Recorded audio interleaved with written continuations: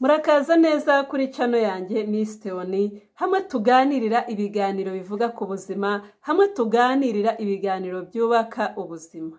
Uyu munsi tugiye kurebera hamwe impamvu umugabo ashobora gukora imibonano idakingiye ariko ntatere inda. Ese byaba biterwa nuko afite intanga zidahagije? Ese byaba biterwa nuko adashoboye gutera inda? Nawe rero urahibereye ukurikira ikiganiro wumve byinshi bikubiyemo maze ubashe gusobanukirwa n'impamvu ishobora gutuma umugabo akora imibonano mpuzabitsina ntabashe gutera inda. Ikaze rero mu kiganiro. Wibuke gukora subscribe kugira ngo dukomeze tubane mu biganiro byacu bivuga ku buzima byubaka ubuzima. Hari impamvu nyinshi zishobora gutuma umugabo akora imibonano mpuzabitsina idakingiye kandi ntatere inda. Impamvu ya mbere, habaho abagabo bafite intanga nkeya. Izo ntanga nkeya rero zishobora gutuma ububasha bwo gutera inda butabaho. Ni ukuvuga ngo nimba umugabo afite intanga nkeya, cya gihe ari mu gikorwa cy'imibonano mpuzabitsina harashobora gusohoka intanga zidafite ubushobozi, zidafite ingufu, hanyuma ntabashe gutera inda. Hari n'abagabo bafite ibibazo bya oligospermie cyangwa se astenospermie. Nuvuga ngo aho intanga ziba ari nkeya zidafite imbaraga zo kugera ku ntangangore. Icyo gihe rero nimba zidafite imbaraga zo kugera ngo zigere ku ntangangore, igikorwa cyo kurema umwana, igikorwa cyo gukora umwana ntabwo kizabaho. Abantu bameze gutyo rero turaza kubabwira igisubizo n'uburyo babasha gukurikirana iyo mibereho. Abagabo ba kabiri ni abagabo badasohora intanga igihe cy'imibonano mpuzabitsina. Kuvuga ngo hari abagabo bakora imibonano mpuzabitsina ariko ntibasohore intanga. Icyo gihe akenshi ntabwo bivuze ko uwo mugabo adasohora, ahubwo hasohoka amasohoro, ayo masohoro akaba atarimo intanga zabasha kujya gukora umwana, ari byo twita azospermie. Nuvuga ngo ni cya gihe ashobora gusohora ariko intanga zikaba zifite, izo asohoye zikaba nta ntanga zirimo zifite ingufu zajya gukora umwana. Nawe ube hafi turaguha igisubizo. Icya gatatu, hari igihe umugore aba atari mu gihe cy'uburumbuke. Abantu bagakora imibonano mpuzabitsina ariko kuko umugore atari mu gihe cy'uburumbuke, ibyo bigatuma wa mugabo atabasha gutera inda. Na cyane murabizi ko kugira ngo habeho gutera inda nuko habayeho kuba umugore ari mu gihe cya ovulation, ari mu gihe cyo gusama.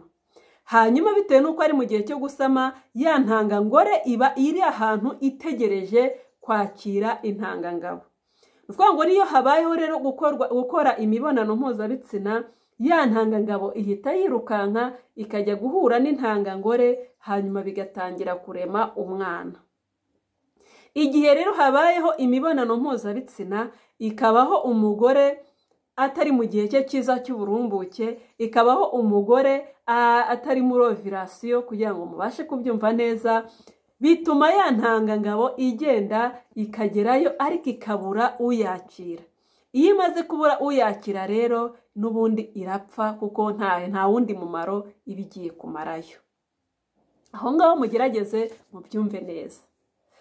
Ikindi nanone hari ukuba umugabo afite intanga ariko zidafite ingufu, izo twita ko ziba ari ibihuhwe.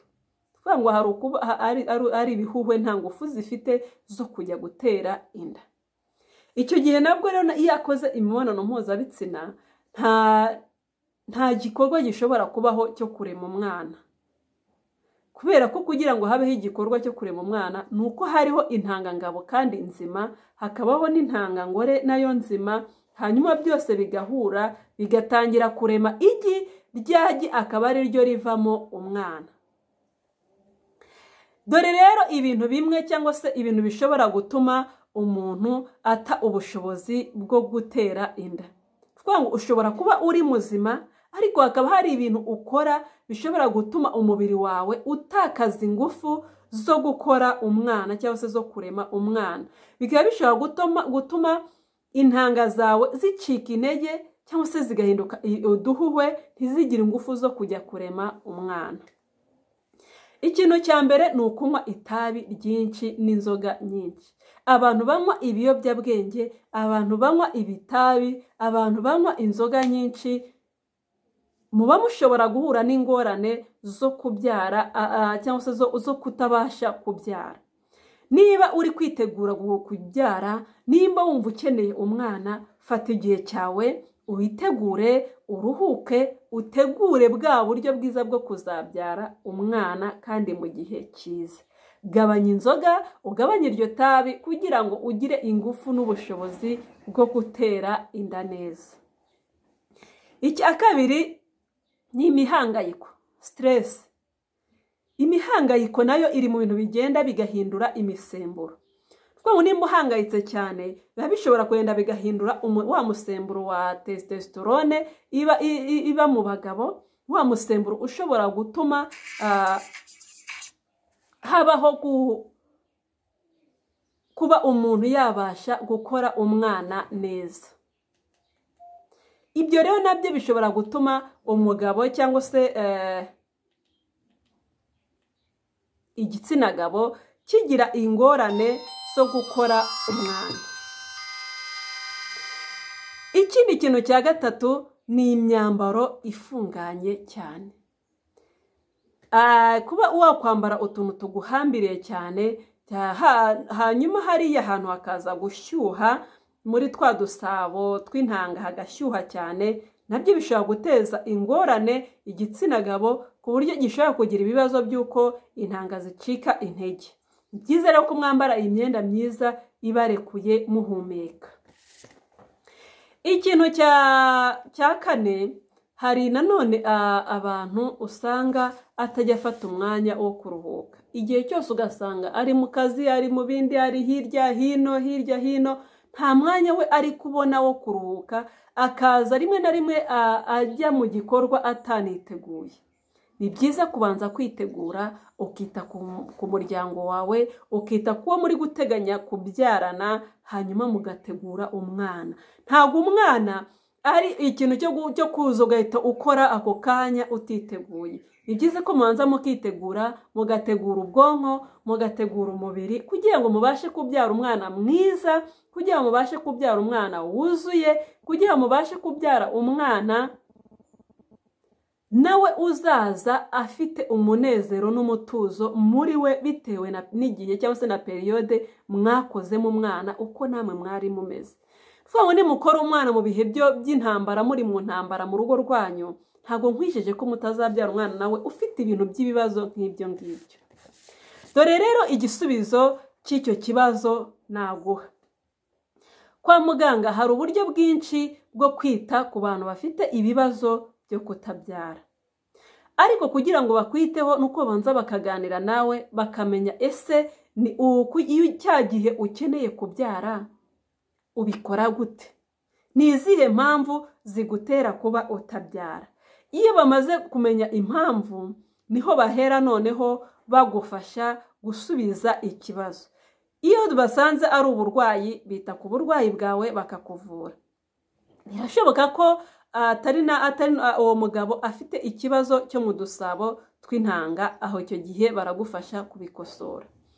Ikindi, nimba ari ikibazo cy'ibiyobyabwenge, naho barakuganiriza bagufashe kuba wava muri icyo kibazo. Ibijyanye na stress naho baragufasha kuva muri stress kugira ngo ubashe kwikurikirana, kugira ngo ubashe gukora umwana mu gihe cya nyacyo. Hari ibintu byinshi ku buzima bw'abantu batamenya cyangwa se ngo bamenye n'impamvu, ariko iyo wegereye muganga abasha kugufasha kumenya impamvu yabyo, abasha kugusobanurira n'uburyo wabyitwaramo. Niyo mpamvu iyo ndi mu kiganiro mubwira ngo gana muganga. Igihe cyose uri kubona ibibazo mu buzima bwawe, gana muganga, aragufasha gusobanukirwa, aragufasha kwiyitaho, aragufasha kumenya byinshi byerekeye ubuzima. Nanjye niyo mpamvu ndahangaha, byibuze wowe wabashije kunkurikira, ujye ubasha kugira bimwe wakira bijyanye n'ubuzima, hanyuma umunsi wahuye n'imbogamizi umenye n'uburyo ugomba kwitwara. karibu rero mu kiganiro buri munsi tujye duhuza tuganire, wumve inama zubaka ubuzima, wumve inama zivuga ku buzima, hanyuma urusheho kumererwa neza no kwiyitaho mu buzima bwawe. Sangiza iki kiganiro inshuti zawe nazo zibashe kwiga byinshi bijyanye n'ubuzima. Wakoze kubana natwe rero, Uwiteka akomeza kurinde, Uwiteka akomeza gufashe, tugusabira buri munsi ko Uwiteka agufasha akakurinda indwara. Inshuti zacu, ni ukuri mujye mu hafi, twungurane inama ku buzima, dufashanye ku buzima, kuko hari benshi batazi ibintu byinshi bijyanye n'ubuzima, aba ari aho yibereyeho gutyo gusa, nta kindi kintu azi ku bijyanye n'ubuzima. Ariko iyo tubashije kukubwira ukumvamo dukeya, umenya n'uburyo ugomba kwitwara. Mukomeze mubane natwe rero umunsi ku wundi, turabakunda kandi dukunda ko muduha ibitekerezo muri comment. Bye.